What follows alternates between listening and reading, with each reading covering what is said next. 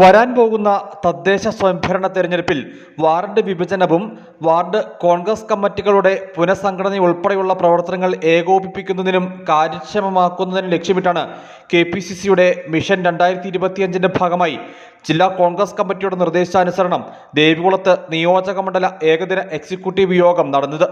Advocate Dean Kuriakose MP യോഗം ഉദ്ഘാടനം ചെയ്തു. വളരെ തെളിവായുള്ള നിലപാടുമായി ഇന്ത്യൻ നാഷണൽ കോൺഗ്രസും ശ്രീ രാഹുൽ ഗാന്ധിയും അദ്ദേഹത്തിന്റെ നേതൃത്വത്തിൽ ശ്രീ മല്ലികാർജുൻ ഖാർഗെയും ഉൾപ്പെടെയുള്ള കോൺഗ്രസ് അധ്യക്ഷൻ അദ്ദേഹത്തിന്റെ നേതൃത്വത്തിൽ നമ്മൾ ഒറ്റക്കെട്ടായി മുന്നോട്ട് പോയിക്കൊണ്ടിരിക്കുകയാണ്. അപ്പോൾ ഈ രാജ്യത്ത് തുടർന്നുള്ള കാലഘട്ടങ്ങളിൽ വലിയ രാഷ്ട്രീയ മാറ്റം ഉണ്ടാകും എന്ന് നമ്മൾ പ്രതീക്ഷിക്കുകയാണ്. അതിനൊപ്പം നമുക്ക് ചുവടുവയ്ക്കാൻ കഴിയണം.